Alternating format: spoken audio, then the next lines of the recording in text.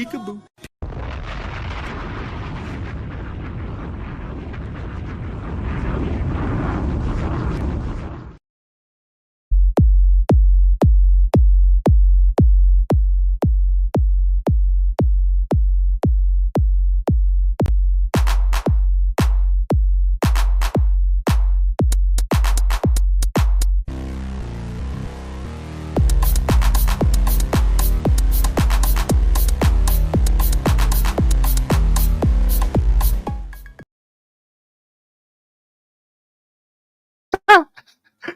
Was I able to do it right? Of course not.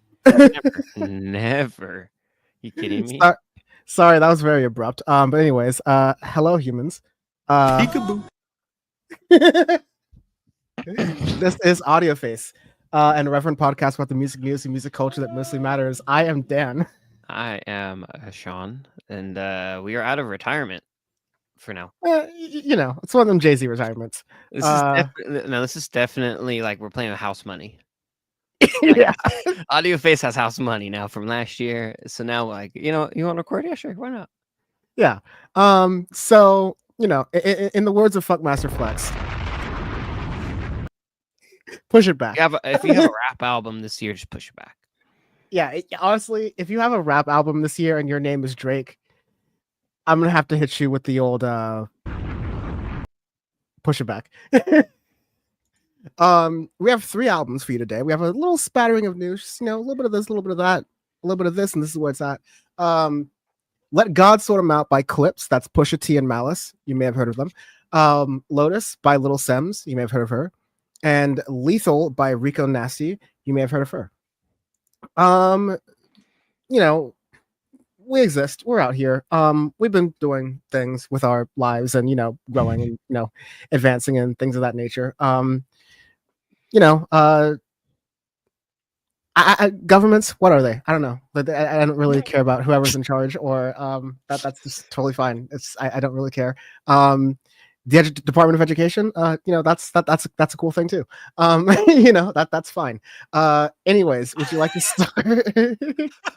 Let's start it with just I just want to have some pledge allegiance to the flag. Oh, I should put the flag as like my background or something. There you go. That's you just put the eagle, the seal. Oh Christ! Just goes in the background. That's what I should do from now on. Anyways, low-key would go hard, but anyways, let's start. I should go back to my California Republic flag in the background. That's old school. Wow, I'm down. That's Berkeley Dan days. That's that's old school Audioface days. Yeah. I guess I did have that. I'm not sure if I recorded with that in the background because there are a number of things. There are a number of things in the background during some of those Audioface episodes, but that's for the old heads to dig through. There's a lot of lore on that in those times. Manosphere Sean during those days, so We don't make them like that anymore for a reason. Hi Carl, it's been a little bit. It's been a minute. Anyways, let me cards, and it still makes me laugh. Times change. Pusha T doesn't. Pusha T and Malice, but they do. But they evolve. Unlike times changing in values, not. Anyways. Let's get started with. There we go. Oh no, I also need to. There's the banner. Okay. I'm getting used to how all these things work again, as you can tell. A little bit rusty, but we got it. First album of the day, as Sean would say, and Gary May started up Gary's way. There you go. Let God Sort 'Em Out by Clipse, which is Pusha T and Malice with a little sprinkling of Pharrell Williams throughout that.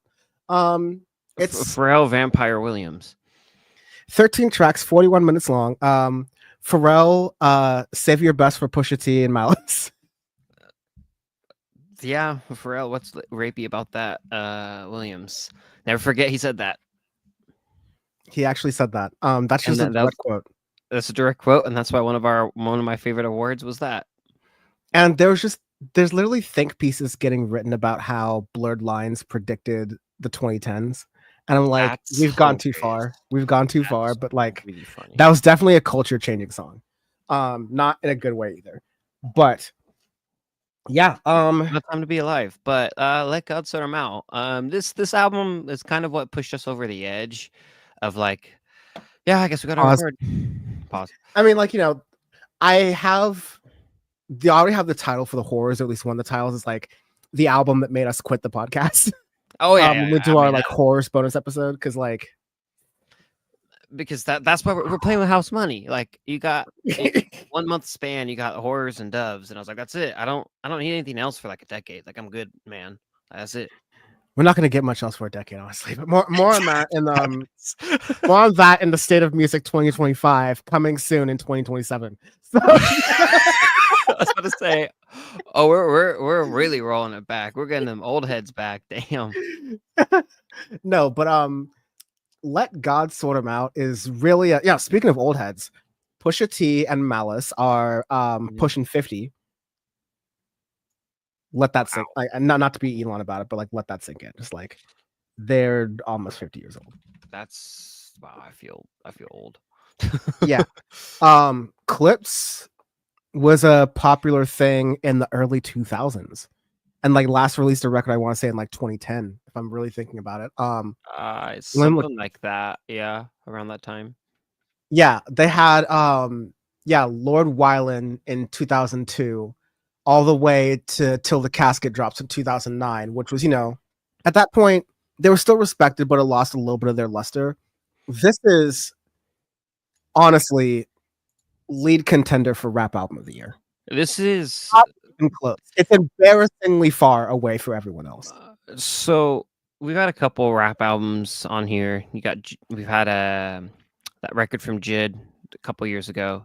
You had Jed's coming back soon too, by the way. Jid's coming back. Oh shit! Here we go. Daddy's home. That's also a little joke, but anyways. So you also had, what was that Bandana that came out a few years ago that was fantastic. One of my favorite rap Freddie albums Gibbs and of the year. Madlib. Freddie Gibbs and Madlib, which was one of my favorites that we've had on here. And a couple others. We had a couple great Tyler records that I really liked. Speaking of that, he's dropping Monday, so thanks, Tyler. Tomorrow at time of recording, so fucking hipsters. I want you to sit with that record. I want you to be in a commute with that record. This was Tyler when he was releasing Chromacopia on a Monday too. Yep. By the way, speaking of Freddie Gibbs, The Alchemist, who, speaking of posthumous music, we'd have a conversation about AI music sometime in 2032. But like, there's going to be an Alfredo 2 coming out soon as well. Hey man, house money, house money. Like that's straight up house money. This is great. The worse the world gets, the better the music gets. That's always it is serious. There is a direct correlation. The beginning of Audioface, what we said, the world might be ending soon, but at least the music is good, right? Like that, and there's a 100% correlation. When the world does better, the music gets absolute dog shit wrapped in cat shit, and then when the world gets bad, the music gets great. K-Tronada and Justice are touring together. See, here's the thing, Dan. 2024 music predicted 2020 the state of the world 2025. Pretty much, yeah. Yeah. So blame the Smile 1 and 2, blame K-Tronada and Justice, blame we'll be blaming the Smile in a little bit. More on that. Oh yeah, we will. But I'm just saying, like, but this is in the context of like a lot of really good music in general, but like really good rap music, really good like stuff that we had done Audioface for damn near like 7-8 years or something like that, and we could kind of see where music was coming from, where we didn't really do the first half of the year, and I'm sure I'm missing like a lot of different things that got released that maybe we'll talk about in 2085, but like it's my new favorite joke now, but like they're compared to when we first started the podcast. I'm still trying to like do some introspection about like, is this just youth and interest in music, or like is this a change in the industry and music making overall? And I think it's a little bit of both. But I tend to think more of 100%. I think it's a little bit more the latter too, just because like Oh yeah. we're at people who are copying Travis Scott, who like, you know, came into his own most recently, but also his very recent stuff. We gotta speak about old Audioface coming back again. We got a Jack Boys 2 record. Whoa, man. It's terrible. Oh, It's, I'm so ready. Oh, it is so you don't have to, worthy, but like it's not even like it's so long ago, it's not even worth our time. dude, that's great. Oh yeah, But like so much rap that is all to say. So much rap has been fairly forgettable. And then Let God Sort Him Out just comes out guns blazing. beautiful. It's like it's scary how scary it chooses not to be at times. Like it goes like full force. Someone has said, maybe like Fantano has said even too, like this album feels like Pusha T and Malice sold their souls to the devil to produce this music. I think too, Pharrell drank even more vampire blood to produce a lot of this record. For Pharrell to be in like the 5th rare form of his life exactly as a producer. It's Kanye West wishes. Oh yeah. 100%. But that's my thing with this record is kind of going back to my original point. It's like a JID, it's like a bandana, it's a chromacopia. The rap records that really stuck with us throughout the years, and we listened to a lot over the past decade. A lot of rap. You even have, Kendrick Lamar records that we've reviewed that have stuck with us, right? With Let God Sort Him Out, it's one of those that it's an immediate, you listen to this record and you're like, oh yeah, this is good. We're eating good tonight. It starts with The Birds Don't Sing, with Voices of Fire and John Legend, who just make it really angelic. And it's about Pusha T and Malice rapping about their parents dying. And it's just like really hauntingly like, no, don't get me wrong. For all of you waiting for like the cocaine pushing, like, like drug dealing towards it, like wait like 3 minutes, wait like 4 minutes, and we got you. Like, trust me. Yeah, it's like, just wait. It's okay. It's okay. You're there. We've got you covered. But like, this begins, a lot of trap albums we've reviewed over the years begin very pretentiously, and they have some like really nice like orchestral thing going, and they just abandon that production style completely afterwards. This feels like it has purpose, it has meaning. It's like it shows the other side. Like a lot of their music, like you can complain about Pusha T and Malice being like they tend to overdo some of like the drug motifs in rap music. This song is the other way around, where it's like their parents are angry at them, their parents are judging them, they're like, the parents are like, it's kind of like sighing about it and being like, oh, there they go again, like I don't know when he's ever gonna get right or whatever. Like it shows that depth that's there, that comes from being old head 50-year-old ass rappers. But with that comes like lessons. Like, you know, people who, like, if you go back into the history with Pusha T and Malice, there are people who were with them who came up with their like music come up as well, who got caught up and put in jail for a lot of this stuff too. So there's trauma behind this, there's like measurement behind this, of course there's performance behind this, but it's that depth that you get along with like really tight killer production that you just don't see very often, and it gets that through the first couple songs. But please go ahead.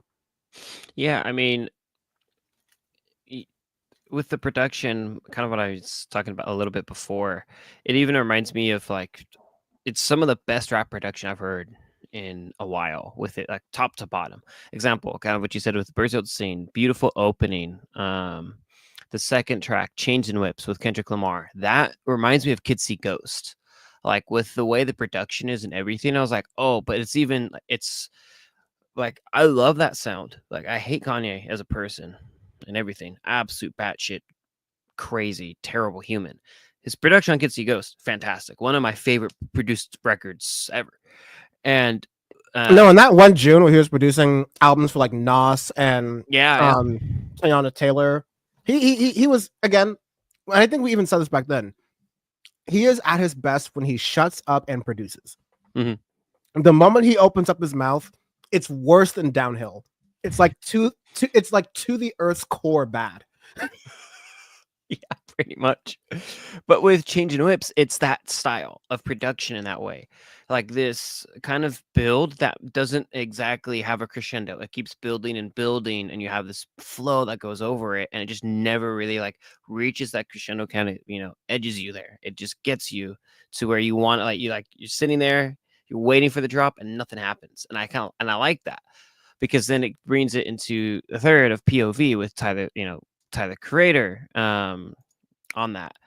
And the production, like those three, right? Birds of St. Chains of Whips, POV, they sound completely different. Three completely different tracks. Production styles are different, but because of the way that it flows within the record, it fits.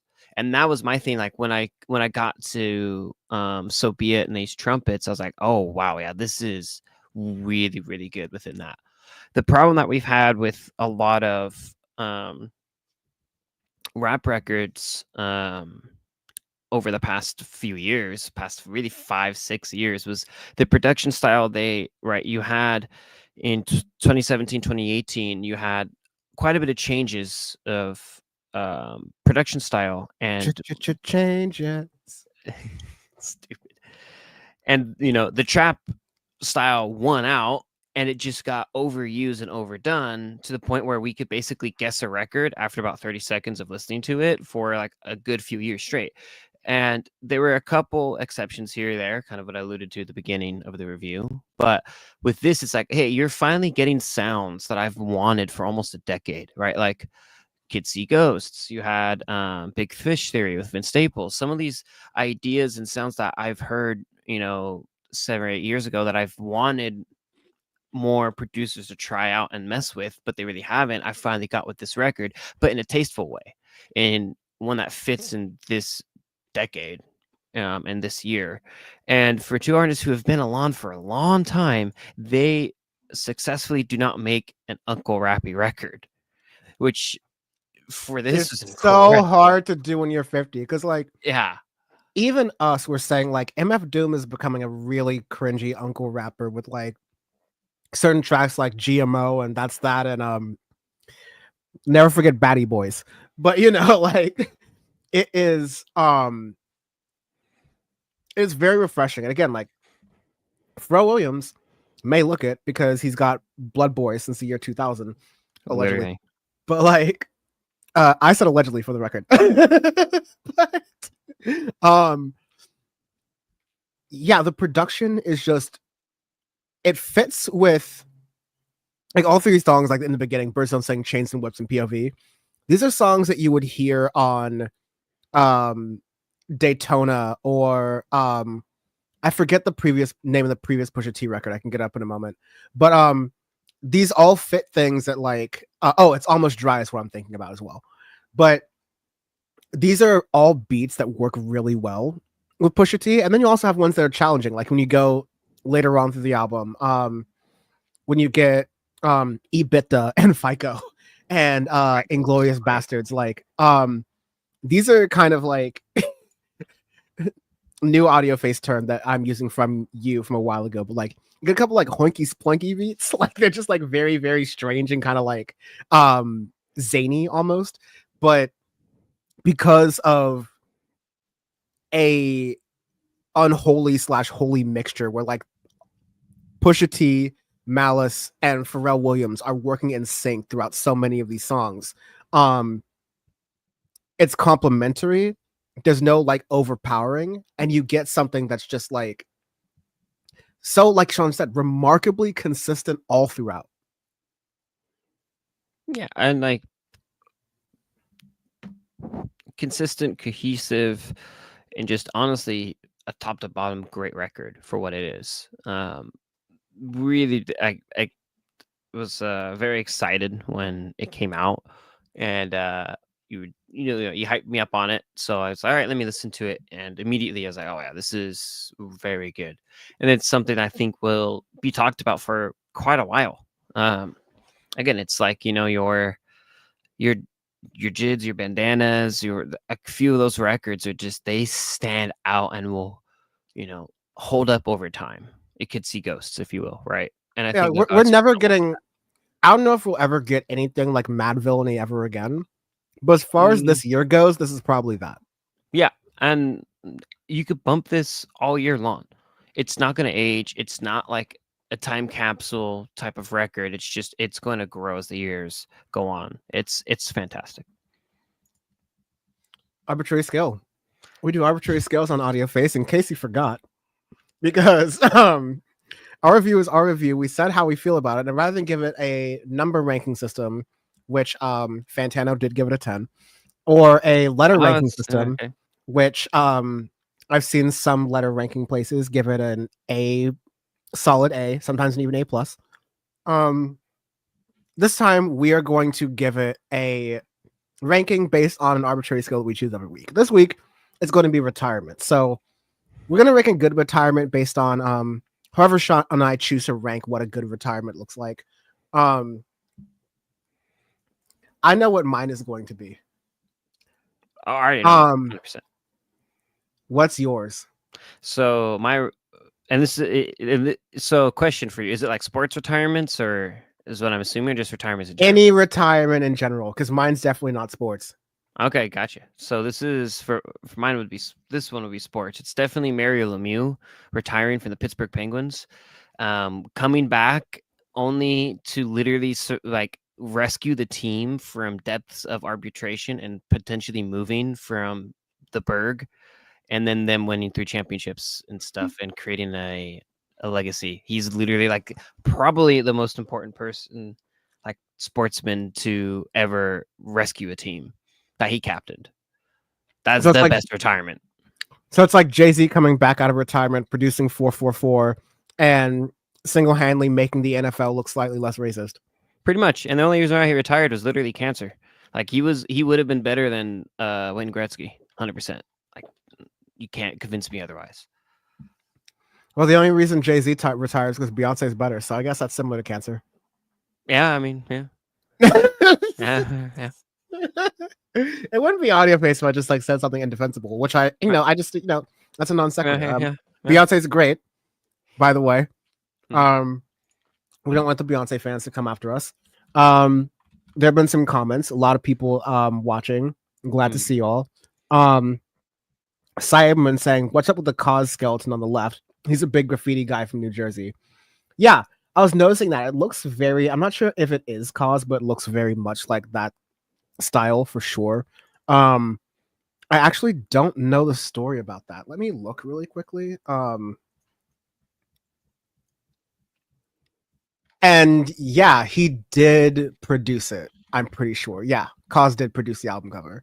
I'm not sure if there is a story, just like, he was commissioned to do it, but I like it because Cause is also very similar, like had a really big come up in like the 2000s and still keeps a contemporary style while like calling back to that era, which fits for the album. Anyways, anywho's. I'm like anywho's. Yes. Let me go to the next album. Sorry, lots of switching. We have Lotus by Little Simz, 13 tracks, which is confusing because it says that in title, not songs, it's tracks. 13 songs. Let's call that 50 minutes long. 50, yeah. Yeah, it's 49:57, listen title. And Little Simz is one of the best rappers of the past decade or so. Not female rappers, not British rappers, just like period. I think she's very robust. The sound she chooses, how she digs into music. She compares herself to the greats, which is like a general sort of like braggadocio thing you do in the genre anyways. But when she compares herself to people like Lauryn Hill, Kanye, in the before times, a number of others, I think that she really does bring that in. She's done a lot of good collaborations in a lot of different spaces as well. And we've reviewed, dear God, Gray Area, Sometimes I Might Be Introvert, and No Thank You. And I definitely think Sometimes I Might Be Introvert was like one of the finalists for best rap albums of that year when it came out. And No Thank You must have been one of the nominations, or like one of the close contenders at least. So you get this album, and to me, it is like Gray Area. Sometimes it might be Introvert, No Thank You are very heavy hitting and like hard hitting for like not just like hard hitting for anything. It's like they're hard hitting in general. This one is just as well produced, but it's not necessarily as like every single song is like kind of like in your face, kind of like braggadocious. It's a lot more No. of the introspective sort of things that she's done it throughout her career, but it's balanced differently. I think it's like matured very well, and overall I like it. But yeah, go ahead, Sean. It's it's like you had Sometimes I Might Be Introvert in 2021 that we both really liked, right? And you had kind of some sounds that were similar to that. And with this, to me, it's a bit bottom heavy. I feel like from Enough to the last track of Blue, but especially Lotus, like I really like the title track a lot. Beautiful, just banger of a track that just builds and builds and just ends up like the last 2 minutes just gorgeous with the way the production, the sound is in it, and I really quite like that. And to me, it's like it's not. I ended up really liking this record. I don't think it's her best record, but at all. But I think it's definitely like a growth record. You get older, you have a bit more introspective, you mess around with production styles, and you have like a different sound. You have an idea, you have a project you want to make, and it still is fantastic. And again, in the year 2025, it's like almost goes into a state of music in 2025, which will release in the year 3000. Maybe with some flute songs, but it's just the same except we live underwater. What is it? When Squidward teleports to the future and he's like in just a chrome world, in the white void, the voids. House Money, just straight House Money. Wow, money for nothing and chicks for free. Audioface. Oh, Jesus, but I thoroughly enjoyed it. I think it's one of those you need to sit and really like digest this record, right? It's not like other Little Simz projects, like even the one in No Thank You in 2022, which we reviewed basically 23 because it came out the very end of 2022, and that one's a bit more in your face, beautiful rap record. This is definitely a lot more production for Lotus, and it's a bit more understated even within that, which is kind of a contradiction, but that's just the way it sounds. I like it though. I think for an artist like Little Simz, she need a record like this where strip it back a little bit, play with different sounds, different ideas, make it a little bit longer. Even some of the tracks are longer than what she has done in the past, and I thoroughly enjoyed it. Something I'll be coming back to dissect a bit more, because I feel like this is one of those records that is going to take me a while, several months to really get the full gist of every sound. Again, like the only problem I have is I think it's a bit bottom heavy, or that could just be my taste. But overall, I think it's a fantastic record. And an artist who is consistent throughout the years too is the big thing. And I think this shows that, where it's like you're not gonna. It's very, very rare, right, for an artist to make bangers. You just can't really do that. But I want to see growth. I want to see an artist try something different sounds. And it might not always be the best record of the year, but it's still great. And that's what Lotus is, right? It's a great record. I fully agree with that. Like, I agree. I was trying to not do it, but times change, values don't.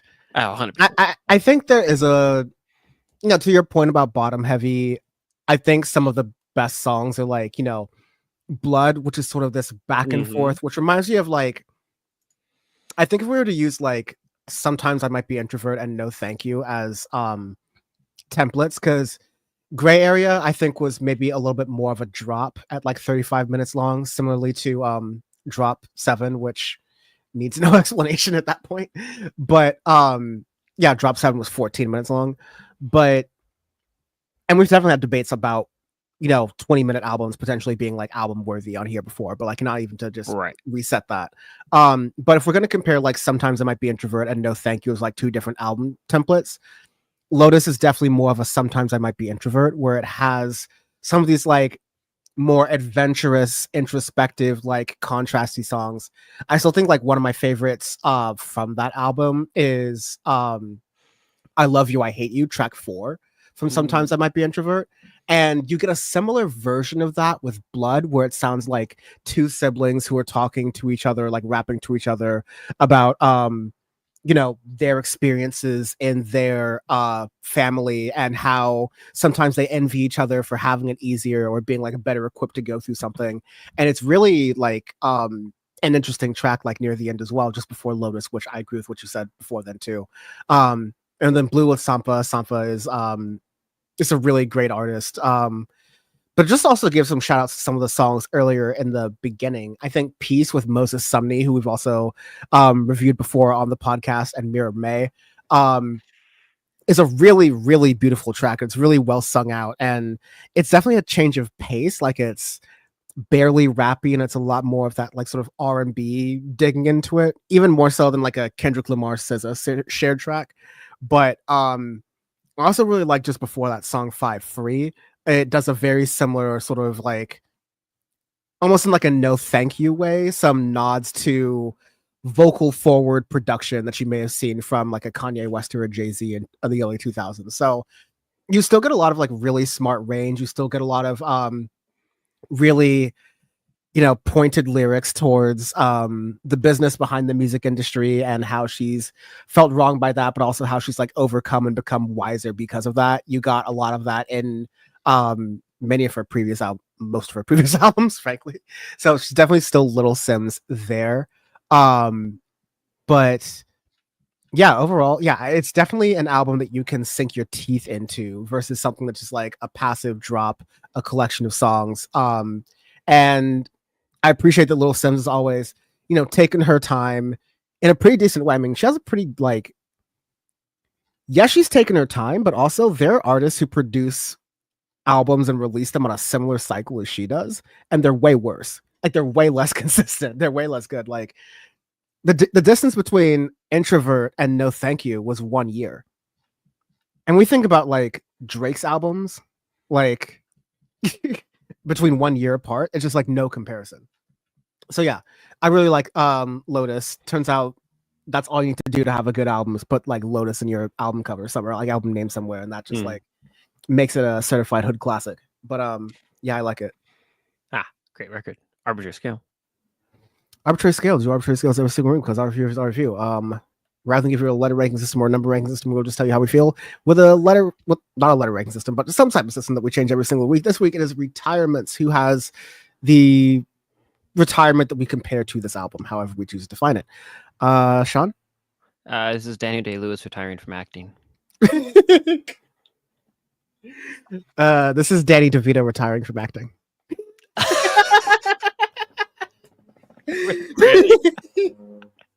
I mean, no, he's still doing Always Sunny. So he never it's like, I thought he wasn't. I'll say, because Danny Lewis said, yeah, that's it. After Phantom Thread, it's game over. I'm just going to go hide. Meanwhile, out in the open. Yeah, no, Daniel Day-Lewis. Sorry, not Daniel Day-Lewis. It's Danny DeVito. Slightly different people. Slightly. Danny DeVito's in his Shaq era. He'll do everything from like Abbott Elementary to Jersey Mike's. So anyways, I just started blasting. I'll get it Mike's way. Drizzled all on top and white.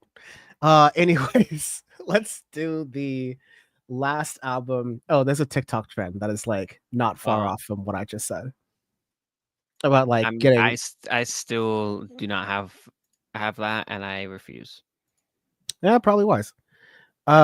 Lethal by Rico Nasty is an album that I will have open right now. It is 15 tracks, 34 minutes long.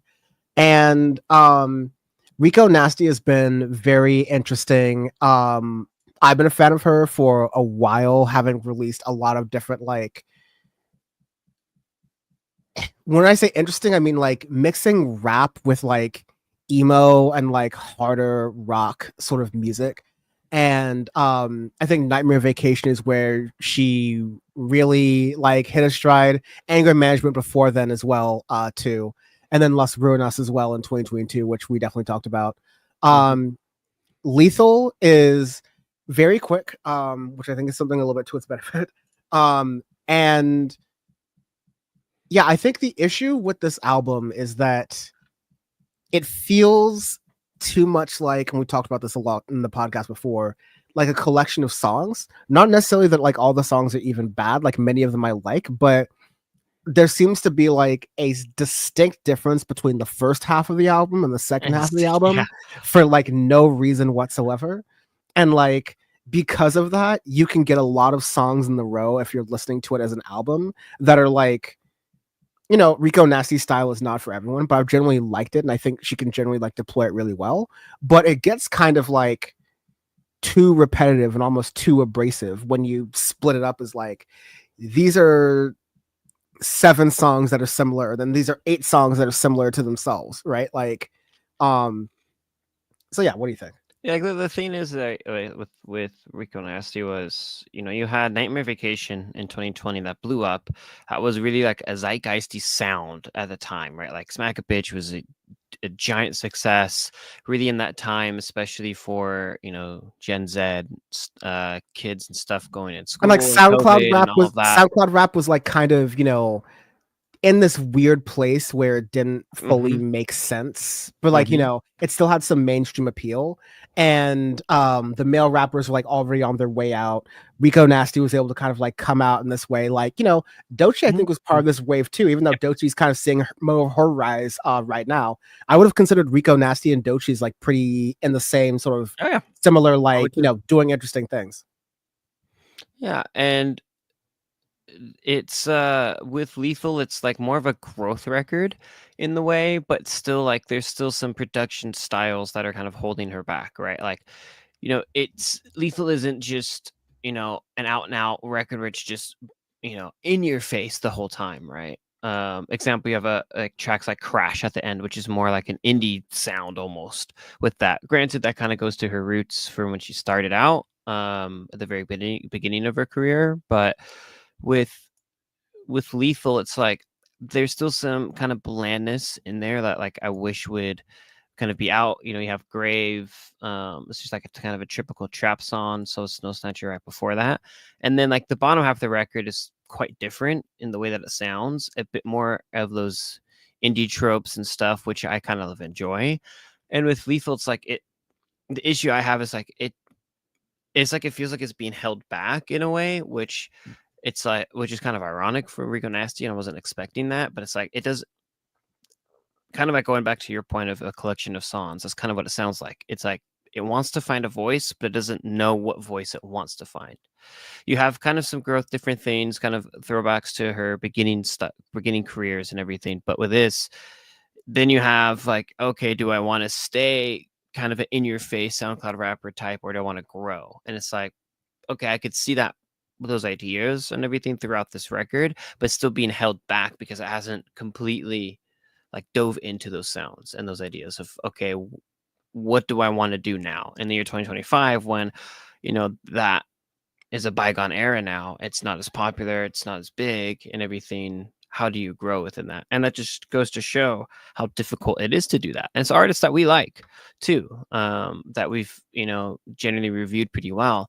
And it goes back to the other 2 reviews that we just did with Clipse and Lil Simz, and showing how, you it's really difficult to hit bangers after bangers after bangers for decades, but you have a couple artists that can really do that, and others that we like that will make good records, and then the other ones will be and that's kind of what you get with Lethal. It's one of those I'm like, oh, okay, I was a bit disappointed in it. It's not by means a bad record. It's just it doesn't find a sound that wants to stick with, and it's just pretty bland for an artist who is not known for being bland. I think that's exactly it. Like, yeah, Rico Nasty is fun and energetic and exciting and also very, it seems like, opinionated. And Yeah, this yeah. album feels almost like another Audioface callback, Too Many Notes, but like, I mean, like, not too many musical notes, but like too many notes from Atlantic Records telling her that like, okay, we need something that is like according to this spreadsheet, according to this graph, like state of music and the kind of like over optimization of the art form coming at you in 2065. But the joke's out now. But yeah, I would like her to kind of like go back to the drop sort of like framework. 35 minutes is kind of small for an album, but I think we can still call that like a full album. But I think she should go back to like an EP format and just really hone in on what of all of these sounds, how does she combine them all to sound good? Because like I like that Rico Nasty can hit you with a strip club banger and a like sort of fun, adventurous, like emo, like late 2000s, early 2010s alternative thing that she can rap over, and she can bring like a certain energy to all of that stuff really well, and like in a really talented way that is miles ahead of a lot of what you're seeing in mainstream rap.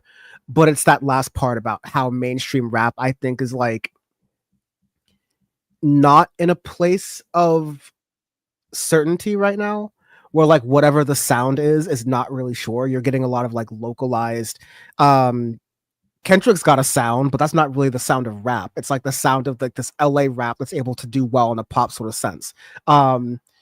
Similar to Migos and kind of like the rise of the Atlanta trap sound for a while. Like that got played out to all different parts of rap for a minute, but ultimately that's like indicative of a certain type of sound or a certain regional sound. I think Rico Nasty can reflect a certain regional sound, but like I don't think she has what hers is.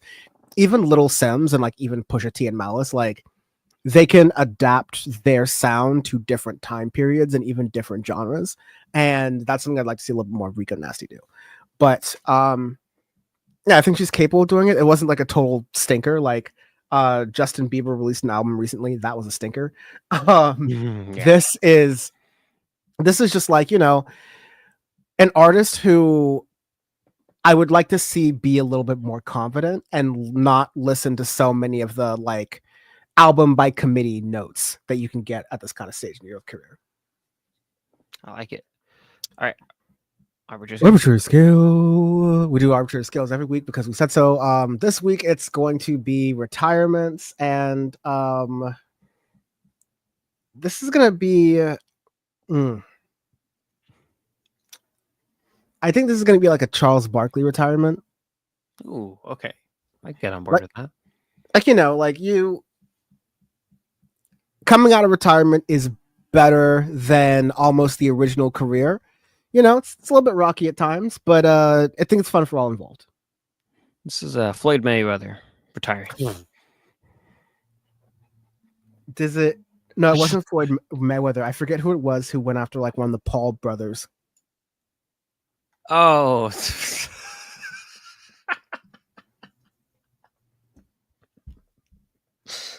Who? Mike Tyson, bro. That's right. Oh God, I forgot about that. That was like, dude, you're literally hitting an old man with dementia. Like, brother, the most staged shit I've ever seen. That's basically America in a nutshell. Just like hitting an old man with dementia as long as possible until the candy comes out like a piñata. Yeah. Anyways, I'm like anywho's. Let's talk about some of the news. So, not the news. In the Drake pounding the wall report, Kendrick Lamar is almost about to get an EGOT for Not Like Us. Kendrick just opened his mouth. Someone give him an EGOT right now. So he's got Grammys. He's got Emmys because the Super Bowl halftime performance. Yeah. I think he's doing a movie with the South Park people, and that movie is gonna be ass. Like, I don't think it's. I think that movie is gonna actually do damage to Kendrick Lamar's career to the point where like Drake could make fun of it. But you know, there's a chance that he gets at least an ego. Maybe he may not get a Tony because that would mean Kendrick Lamar has to do some like another cameo in Atlanta or something. But like, yeah, because the halftime show, Kendrick Lamar already has an Emmy for it, but like for Not Like Us is kind of funny. The first rap disc to maybe win an Emmy is kind of rough. Great. Beyonce is also getting one. I know that Beyonce and Kendrick Lamar share a choreographer who got nominated for both, and like that's a pretty like shout out to her. Keep that horn on me. My Kamasi Washington is also in this as well, and Questlove, who I feel like has won every single year because he's just like a little bit of an industry darling. But yeah, Drake nowhere to be found. That kind of that sucks. I wonder go hide in Toronto with the rest of the losers. I'm looking at you, Maple Leafs. Look at Sean. He has a brick wall background. All of a sudden, he thinks he's a comedian. Stupid. It's like Sean Seinfeld. He's just got a mic. He's just like, "What's the deal with Instagram pages?" No. Anyways, well. We have to get it done somewhere. Let's just rip off the Band-Aid. Tom York has broken his silence on one of the preeminent issues of our time, the conflict in Israel, Gaza. And I, say conflict with a heavy heart because that's not the word I would use, but for the sake of monetization, that's the way the YouTube works. But Radiohead and Tom York and Johnny Greenwood specifically, I think Johnny Greenwood's wife is Israeli, and Tom York had mentioned in several interviews about how Creep was at first kind of like culturally panned, is seen as like a weirdo song, and it charted really well in Israel, and so they like to perform in Israel and kind of like come back as homage to like how they were one of the first like sort of like countries to, in a charts way, really give Radiohead almost like a chance in that way. Of course, they've gotten bigger ever since, and there have been other moments in the past, like in the early 2010s, I want to say, where people were questioning why a band like Radiohead that does a lot of work around like environmental justice and see also Hail the Thief, like literally an entire record. There's a lot to Radiohead that seems to be against the actions of Netanyahu's government, but a lot of historical actions even before that and outside of that, but their silence has been kind of surprising until now, where Tom York had this statement where I'm going to read it in my best Tom York accent possible because I think that does it justice. You're gonna read the whole thing? That's ridiculous. Pretty annoying. Okay. No. I think it's fair. I'm getting really bamming this. So let's hold on. So, some guy shouting at me from the dark last year when I was picking up a guitar to sing the final song alone in front of 9,000 people in Melbourne. I know. In Melbourne didn't really seem like the best moment to discuss the unfolding humanitarian catastrophe in Gaza. Afterwards, I remained in shock that my supposed silence was somehow being taken as complicity, and I struggled to find an adequate way to respond to this and to carry on with the rest of the shows on the tour. That silence, my attempt to show respect for all those who are suffering and for those who have died, and to not trivialize in a few words, has allowed other opportunistic groups to use intimidation and defamation to fill in the blanks, and I regret giving them this chance. This has had... John, how you doing? I'm good. Just literally why our podcast is named Audioface. If you haven't noticed. Yeah. In a few words, has allowed other opportunistic groups to use intimidation and defamation to fill in the blanks, and I regret giving them this chance. This has had a heavy toll on my mental health. World's smallest violin.mp4. Anyways, I would hope that for anyone who has ever listened to a note of the music of my band or any of the music I have created over the years, or looked at the artwork or read any of the lyrics, it would be self-evident that I could not possibly support their form of extremism or dehumanization of others. All I see in a lifetimes of work with my fellow musicians and artists is pushing against such things, trying to create work that goes beyond what it means to be controlled, coerced, threatened, to suffer, to be intimidated, and instead to encourage critical thinking beyond borders, the commodity of love and experience and of free creative expression. Sounds naff, but true. For others, let me fill in the blanks now so we're nice and clear. I think Netanyahu and his crew of extremists are totally out of control and need to be stopped, and that the international community should put all the pressure it can on them to cease. Their excuse of the self-defense has long since worn thin and been replaced by a transparent desire to take control of Gaza and the West Bank permanently. I believe this ultra-nationalist administration has hidden itself behind a terrified and grieving people and used them to deflect any criticism, using that fear and grief to further their ultra-nationalist agenda while being with terrible consequences, as we've now seen in the horrific blockade of aid to Gaza. While our lives tick along and these normal, endless thousands of innocent human souls are still being expelled from the earth, for what? At the same time, the unquestioning free Palestine refrain that surrounds us all does not answer the simple question of why the hostages still have not been returned. For what possible reason? Why did Hamas choose the truly horrific acts of October 7th? The answer seemed obvious, and I believe Hamas chooses to hide behind the suffering of its people in an equally cynical fashion for their purposes. Jesus Christ, this is long. I'm not going to continue. I was gonna say, I'm like, bro, it is long.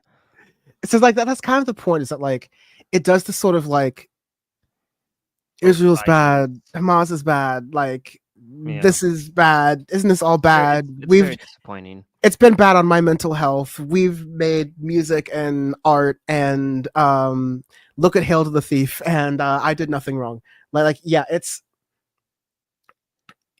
nothing would have been better. I will say this. Like, I get that, and this goes back to like a Gorilla Stock Up one, because the whole reject false icons thing. I don't think people should really be looking to Radiohead for political opinions, even if they happen to have political opinions. Like, I think that's just been like a recurring thing on the show of like, sometimes we think artists can like express political opinions, and sometimes we think they're like really good and we support them for doing that. And other times it's like, ooh, could have left that in the draft, sis. So yeah, this is, there's a lot of different. I'll put it like this. Even though on MSNBC, the statement would probably be still considered anti-Semitic somehow, you could say it on MSNBC and probably not ruffle too many feathers.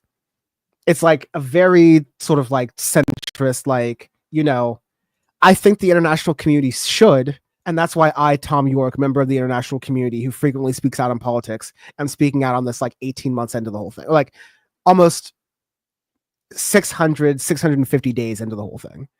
It's, yeah, it could have been, God, that hurt my voice to do, but it could have been done in a lot better of a way. Can we talk about more fun things now? Let's do it.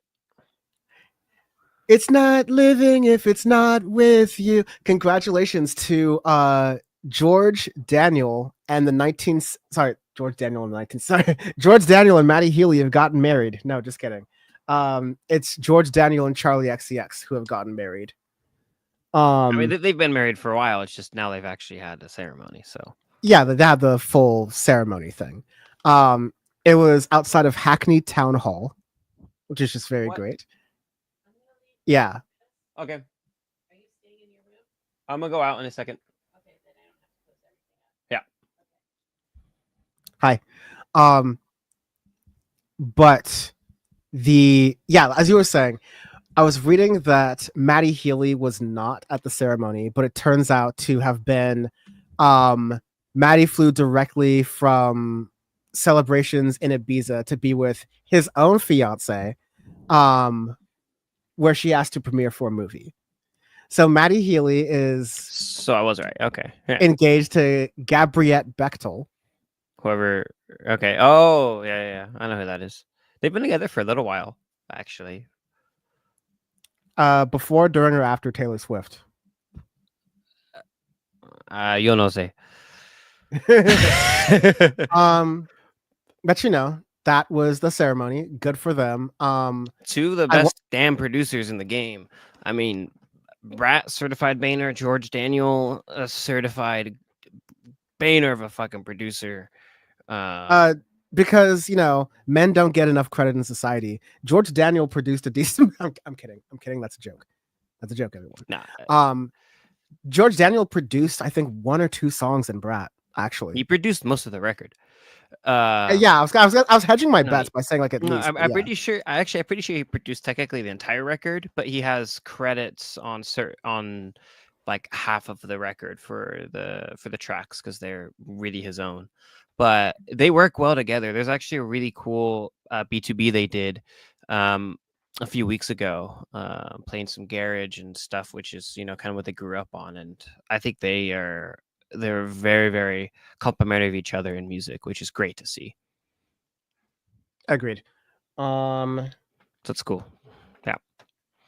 Tyler, the Creator, is releasing "Don't Tap the Glass" tomorrow, time of recording, and he has already kind of said, at least from what I had heard, he said like, don't expect it to be all like high concept like Chromacopia. Like, don't expect it to be all like. This is definitely more like a. If Chromacopia was Mr. Morale and the Big Steppers, this is like a GNX. It's like, we should expect, I think we should expect like a good selection of songs from Tyler. It's not going to be like a full-on high concept thing, but like Tyler's one of the best to do it right now. So I should also expect us to be like, oh, this is very good. Yeah, it should be some good stuff in there. I'm excited for it. And then we always like to end Audioface on a fun note.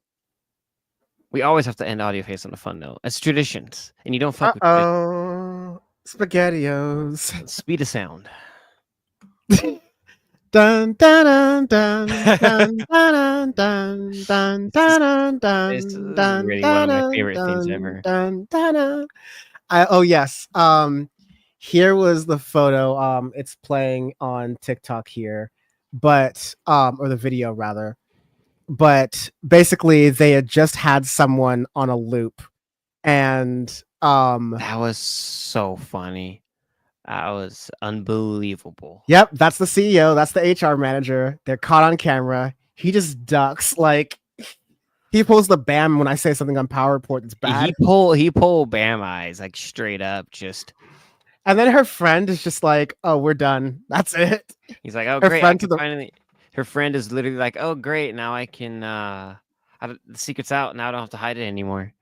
The friend's like, "This is gonna be my face on the group chat for the rest of my life." Oh, 100%. That's our contact picture. That's everything. That's like Dan from a few years ago. So what had happened was Chris Martin called out a couple who hid their faces after being caught on a kiss camera during a show on Wednesday, saying they looked like they were having an affair. Well, turns out they were having an affair. The CEO, setting, my friends. Don't do it at a concert. Do you want to know the worst place to have an affair is? A hockey game, a basketball game, like anything with a kiss cam. A public setting where you can be recorded and are being recorded. Yeah, like this is. I mean, this is the Gillette Stadium. Like, come on. I forget where that is, but like, you think that it's in, you think they it's in Boston? I want to say in Massachusetts. Yeah, Massachusetts. You think they don't have cameras in Massachusetts? It's great. Anyways, so funny. Astronomer, which I'm not sure. I'm not sure what that's a fact. I'm not sure what exactly the company does. I think they're like a tech company sometime. But Astronomer announced Saturday that CEO Andy Byron has resigned days after being caught on video in an intimate moment with the head of the company's human resources department at a Coldplay concert. Andy Byron has tendered his resignation, and the board of directors has accepted. We'll begin a search for our new CEO as co-founder and chief product officer Pete DeJoy continues to serve as interim CEO. Lead singer Chris Martin said, quote, Either they're having an affair or they're just very shy. Oh, can I say something? Just like one last thing, just like really run out of in a fun note. In May, Astronomer announced a $93 million investment round led by investors including Salesforce Ventures and Bain Ventures, as in Bain Capital, as in Mitt Romney's company. As in, I would say, as in Uncle Mitt. Never change, world. Never change. This has been Audioface. Thank you very much for listening and watching. I tried to watch. Discount Seth Rogan says, does Tyler get permission to drop though? Yes, because I don't think this is going to be a Chromacopia like follow up. I don't think it's going to be like a big high concept level album. I think he's just having fun with rap. If he was trying to like do a 1 year follow up after that, I'd be like, we have to get Sean to dust off to stop making music done. But yes, that's been Audioface. I tried to watch the Mehdi Hassan Jubilee debate. Oh, how great! Sean, pretty bad. Over under on how many people tell Mehdi Hassan that he should be deported. Oh, oof. Do they have that one like blonde chick there again from Orange County? Yes. Oh, then over under how many people are in there? Like 20? I would say 20. I'd say 23. I would say they get like 3 other people to walk in there with a 15% margin of error. I'm 110% African with a 10% margin of error. Anyways, this has been Audioface.